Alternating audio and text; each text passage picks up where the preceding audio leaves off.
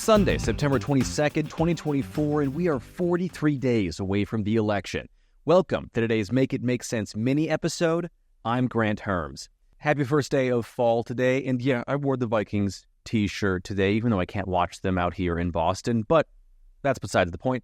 On the actual show today, on our show, the one that matters, Harris agrees to a second debate, but Trump does not. So yesterday, Kamala Harris announced on social media that she'd agreed to a debate on CNN on October 23rd. It came out of nowhere. And not that the Harris campaign hadn't been pushing for a second debate, because they had ever since the first debate, given that Harris was roundly considered to be the winner, but there was just no agreeing to it kind of anywhere or when that next debate would be. And so she just said one. And I don't mean to say that she made it up. CNN did send invites to both the Harris campaign and the Trump campaign. There were just two other debate times scheduled, one with Fox News and one with NBC, that Harris just skipped right over. Now, none of that really matters because Trump out and out said on social media that there was no way he would be doing a second debate after the first one because he said that he won that first debate, which again was not the consensus. But he said that Harris wanted a second debate in the way that a fighter who loses a prize fight wants a rematch right away. Now, Harris and her campaign have said that the American people deserve a second debate between both candidates to get another real side-by-side comparison. And I've talked about this idea before that Trump denying a second debate has been used as a way for Harris to accuse him of being weak. And being weak, it's the one thing that Trump can't abide by. It's one thing for him to lose because he can and does spin a loss into a win or just outright denies that he lost in a way that sort of warps reality for his supporters. But being weak is something that he is unable to warp. And more importantly, for the Harris campaign, is something that he can't say no to. It's bait that he just cannot not take. But after Harris announced that she'd accepted this latest debate, Trump said he was still a no. Here's how he said it at a rally in North Carolina yesterday afternoon. Kamala and her group have seen what's happening to their campaign, and it's not going well for them. And they would like, just announced a little while ago as I was coming off the plane, they would like to do another debate. Although, good entertainment value. A lot of people say, oh, do it, it's great entertainment. I've already done two. One with Crooked Joe Biden at CNN, and the other one with Kamala on ABC. CNN was very fair, I thought. Joe was driven out of the race. It was a coup, by the way, but he was driven out of the race. And they've been widely criticized by the radical left lunatics for all of the fairness. They were very fair. In other words, they won't be fair again because they took a lot of abuse from the radical left. ABC was 3-on-1, but I was given credit for having done a very, very good job. I appreciate that. We did a great job. It was 3-on-1. The problem with another debate is that it's just too late. Voting has already started. She's had her. So there are a few things to unpack there. The first is that he considers his first debate against Joe Biden to still count as part of his campaign, which is really a reflection of how bitter he is about Biden stepping down and Harris stepping in. And the polls right now show that Trump is down in the national polls. A new NBC poll out today has Harris up by 5 points nationally, but more importantly for the race, Harris is up in Pennsylvania, Michigan, and Wisconsin. She's essentially tied in Nevada, Arizona, and North Carolina with Trump.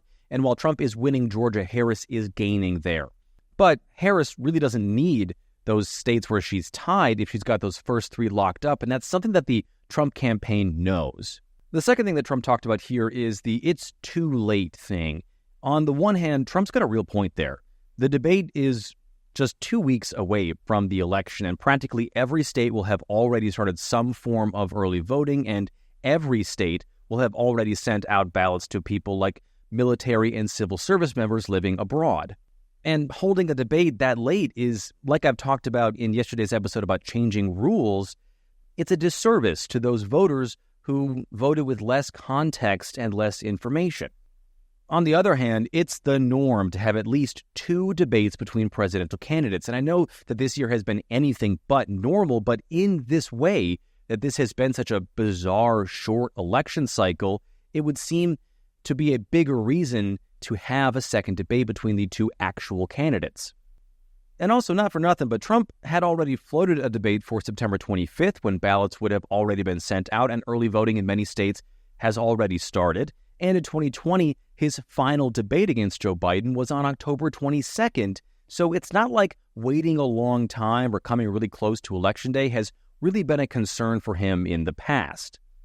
The other thing here is, will Trump be able to stay away from an audience the size of a debate? The last one was about 62 million people, and a second debate would likely be higher by most estimates, and Trump has long been obsessed with ratings, so would he be able to stay away from an audience of maybe, let's say, 70 million people? That'd be pretty tough, especially in the few weeks before the election, when so far he's not really getting a full national audience like that. There's also been some new reporting out from Axios that might help explain Trump not wanting to debate again. Trump is holding far fewer rallies this election than in 2020, when it was controversial, even dangerous, to hold those rallies during the pandemic. And in 2020, he held 43 rallies in the 5 weeks leading up to the election, and that's just not happening on his current schedule. Now, insiders in the Trump campaign have boiled this down to 3 things. The first is he just doesn't need to campaign the same way that he used to, because after 9 years of being in the public eye, of being a former president, people know him and they know what they need to know about him. Second, holding large rallies is expensive, and that is money the Trump campaign just doesn't have right now, given how far behind they are in both spending and fundraising when it comes to the Harris campaign.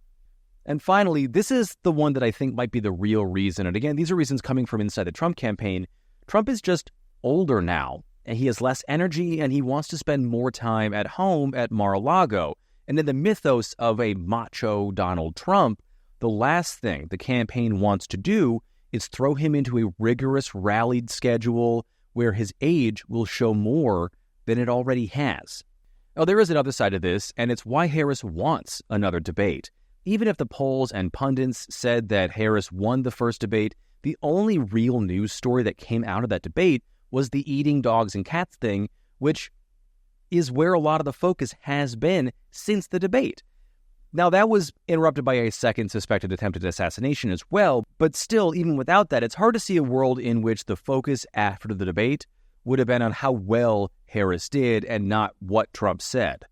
Which also means there's really no incentive for Trump to do this second debate, because his debate performance dominated the news cycle post-debate, and it meant the country was talking about the things that he wanted to talk about.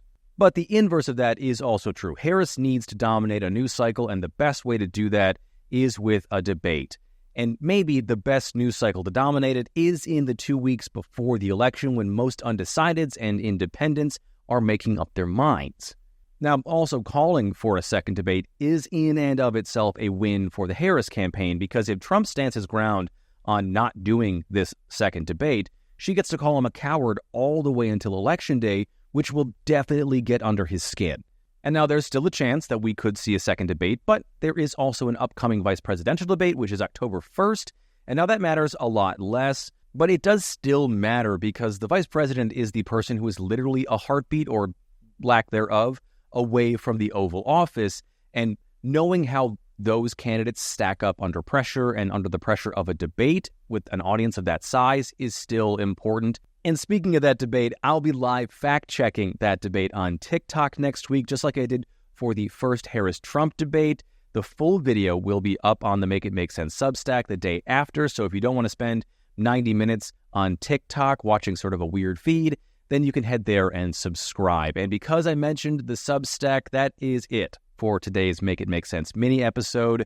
Please rate and review the show wherever you get your podcasts, like and subscribe on YouTube so this show ends up in your recommendations, and share the show on social media. It's MIMS News Pod. That's MIMS News Pod. It's all one word on every platform. I am at Grant Herms on X and at Grant Herms TV on everything else. Thank you so much for listening today. I'm Grant Herms, and I'll talk to you tomorrow.